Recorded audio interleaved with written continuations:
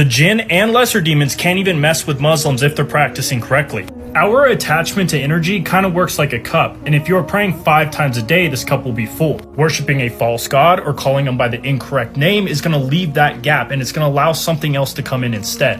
And just going to church on Sunday is not enough to keep you protected, especially in modern day society. আপনাদের স্ক্রিনে যার ছবিটা দেখতেছেন এর নাম হচ্ছে ডেভেন টেচার। এ কোনো আম মানুষ নয়, এ একজন বড় শয়তানি কালো জাদুঘর। এ শয়তানি জিনের সহায়ে মানুষকে কালো জাদু করত। কিন্তু কয়েকদিন আগে সে বলেছে আমি চাইলেও একজন মুসলমানের উপর জাদু করতে পারি না। খাস করে ওই মুসলমান যে 5 ওয়াক্ত নামাজি, দুয়া জিকিরে নিজের অন্তরকে নূরের দ্বারা ভরে রাখে। আমি অবাক হই, জাদু করা তো দূরের কথা, এদেরকে কোনো আসরই করে না।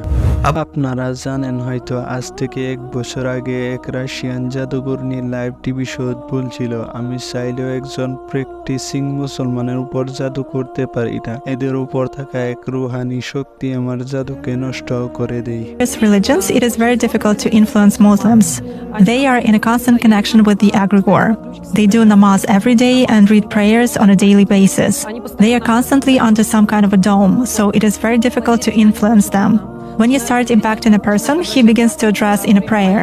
Indeed, many of them are very different from those who come to church only when everything is bad in their life. They come to pray and then for 5 years they forget about God, some canons, and so on. Muslims, as a rule, passionately believe and passionately give energy to their egregore. কিন্তু ড্রেভেনের কথা বেলেগ। এর মনে আসা প্রশ্নটা এটা কিভাবে সম্ভব, আর ইসলাম কবুল করার মজার কাহিনী আপনাদের শোনা জরুরি। ড্রেভেনে বলে যে আমি যখন কোনো মুসলমানের উপর জাদু করি তখন তার চারপাশে থাকা পজিটিভ এনার্জি হালকা বানিয়ে তার হেফাজত করে। কোনো জিন তার পাশে যেতে চাইলেও যেতে পারে না। এই মুসলমানের অন্তর একটা কাবির মতো, যা আল্লাহর ইবাদতে পজিটিভ এনার্জি ভরা থাকে, তাই কোনো জিন তার কোনো ক্ষতি করতে পারে না। যখন সে ইবাদত করা ছেড়ে দেয়, নিজের মন গড়া ইবাদত, শিরক, বেদাত, নানান ধরনের পাপে লিপ্ত হয়, তখন এই পজিটিভ এনার্জি লাহে কমতে থাকে। আর এই এনার্জি ধরে রাখার জন্য নিয়মিত আল্লাহর ইবাদত জরুরি, যেভাবে মুসলমান করে থাকে। কারণ খ্রিস্টানরা সপ্তাহে 1 দিন চার্চে, রবিবার হিন্দুরা মন্দিরে মূর্তি পূজা করার কারণে এদের উপর থেকে পজিটিভ এনার্জি একেবারে নাইকা হয়েছে। ড্রেভেনের জন্ম এক খ্রিস্টান পরিবারে হয়, কিন্তু শুরু থেকে সে সন্দেহ থাকে। খ্রিস্টান ধর্ম ওরা ঈসা আলাইহিসসালামকে আল্লাহর সন্তান মনে করে, কিন্তু সেটা ড্রেভেনের বুঝে আসে না। এর ছাড়া অন্য ধর্মের লোকেরা নিজের খোদাকেই সত্য মনে করে আর অন্যদের মিথ্যা মনে করে। কিন্তু ইসলাম ধর্ম ওই সব কিছুই আছে যেই সব খ্রিস্টানিটিতে আছে। ঈসা আলাইহিসসালামকে আল্লাহর সন্তান মানা ছাড়া। আর ইহুদিরা তো ঈসা আলাইহিসসালামকে স্বীকারই করে না, উল্টা শয়তান মনে করে। নাউজুবিল্লাহ। ইভান বলে আমি এক মেডিকেল স্টোরে কাম করার সময় এক মেয়ের সাথে দেখা হয়, আর ওই মেয়ের কাছ থেকে আমি কালো জাদু করা শিখি আর শয়তানি জিন কাবু করা শিখি। আর আমি যখন শয়তানি জিন কাবু করার কিতাব বা অন্য ধর্মের কিতাব পড়ি, তখন কিতাব পড়ে কখনো সন্তুষ্ট হতাম না, উল্টা আরো গোমরাহির দিকে যাইতেছিলাম। আর মুসলমানদের কোরআন যত ঘনিষ্ঠভাবে পড়া যায় ততই সময়ে সময়ে লজিক্যাল এবং সায়েন্স বানাইতে থাকে। Religion that I've studied that gets better the more I learn. When I studied the Kabbalah or I studied the Christian books, it just gets worse over time. The contradictions get worse, the belief system gets worse, the morals get worse. মুসলমান যে কিতাবকে follow করে সবাই একই রকমের আকীদা রাখে আর সবাই বুঝে পড়তে পারে। আর আমি যখন খ্রিস্টানদের কিতাব বাইবেলের কোনো একটা আয়াত বুঝবার চেষ্টা করি, তো ওরা বলে আয়াতের মাইনে বেলেগ, এটা আউট অফ কন্টেক্ট। এই কথা ভেবে আমি আরো সন্দেহ করি আসমান থেকে নাজিল হওয়া আয়াতের এক মাইনে কিভাবে বেলেগ বেলেগ। और इसी सोच ने ड्रेवन को एक एथियस्ट बना दिया। নাস্তিক হয়ে যায়। আর সে যখন থেকে কালা জাদু করা শুরু করে তখন থেকে জিন তার ঘরে এসে তাকে অত্যাচার করত।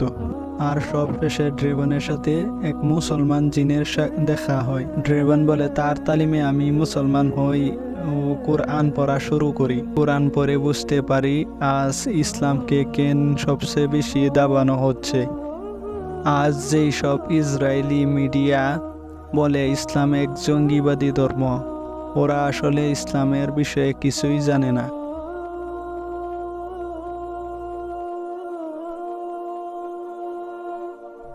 আর আমি যখনই কোনো নাইট ক্লাব, প্রাইভেট পার্টিতে যাইতাম, ওইখানে ইহুদি খ্রিস্টান ধর্মাবলম্বী লোকেদের এমন এমন কাজ করতে দেখেছি যা আমি এখানে বলতে পারবো না। And I can tell you guys right now, I've seen a lot of Jewish women and Christian women inside of these clubs doing wild things. And I have never seen a Muslim woman up in these clubs doing raunchy. দুনিয়াতে সব নবীদের আকিদা একই, যে আকিদা ঈসা আলাইহিস সালামের আছিল, আর এটাই সায়েন্স আর লজিক্যাল হয়। সোশ্যাল মিডিয়া ড্রেভেনের ইসলাম কবুল করা আর ফিলিস্তিনিদের সাপোর্টে ভিডিও ভাইরাল হওয়াতে যেই ইহুদি কোম্পানিতে কাম করতো, সেই ইহুদি তাকে ডেকে আনে $1 মিলিয়ন দিয়ে বলে, তুমি ইসলাম কবুল করো না আর ইসরায়েলের সাপোর্টে ভিডিও বানাও। কিন্তু সে টাকা লোভে না পড়ে সবশেষে ইসলাম কবুল করে।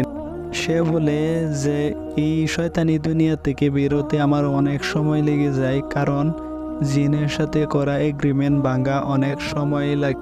আজ আমি অনেক খুশি, জীবনের সুখ শান্তি খুঁজে পেয়েছি। কোরআনে 1400 বছর আগেই বলা হয়েছে আজ কি হবে।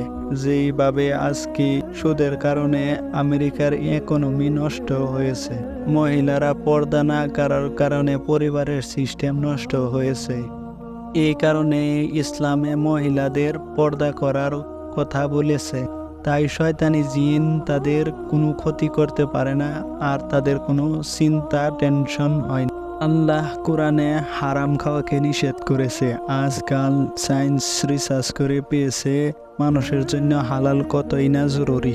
আর আল্লাহ এটাও বলেছে, দুনিয়াতে শুধু টাকা পয়সা ধন সম্পদ কামাই করে ফেললেই তুমি কামিয়াব হতে পারবে না, কারণ সব শেষে মৃত্যু আসবে। টাকা পয়সা তোমার জীবন কিনে দিতে পারবে। The first big one that most Americans are a victim of is usury or interest. That receiving or paying interest on these loans is haram or a major sin. And interest is so dangerous that it doesn't only affect the average person. If you look at 2008, what they did with the housing market, they collapsed the entire American economy by doing this, and it's going to start happening again in January. But that's a whole different subject. People get mad about that. Now, another big part of the Quran or Allah's word is how they speak on women. We're all taught to look away from a woman's beauty whenever they are not modest. Now, this is very important for multiple reasons. One, it teaches men to not look at women in that manner. I can't use the exact words to describe it on here, but you guys understand what I'm saying. Another reason why this is so important is because this is a method used by Iblis and the jinn to corrupt us. Consuming adult content and content in that manner is causing depression and even worse. And I think everybody will agree with me on this one, that that kind of content is destroying the world. Now, another big major teaching of the Quran is surrounding food.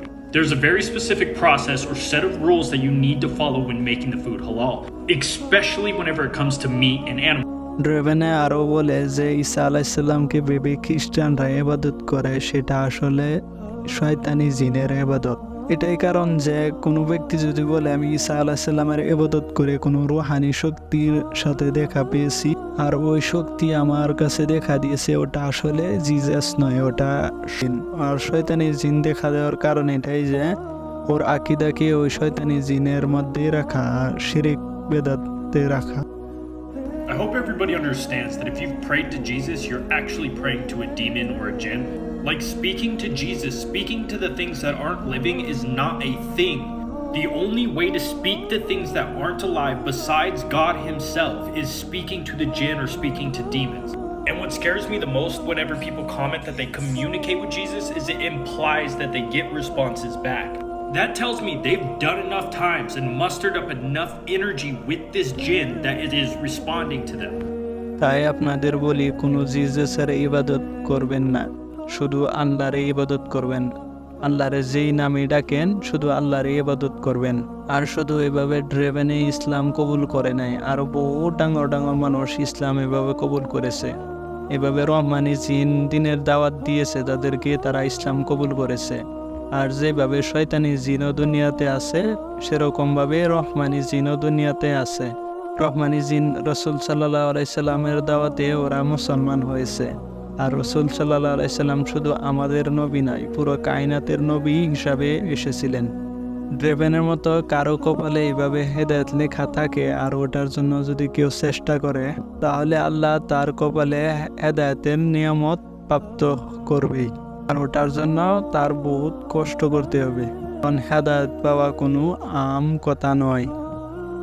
আর আমাদের মুসলমানের কত কপাল ভালো, বিনা কষ্টে বিনা পরিশ্রমে ইসলামের মতো নিয়ামত পেয়েছি।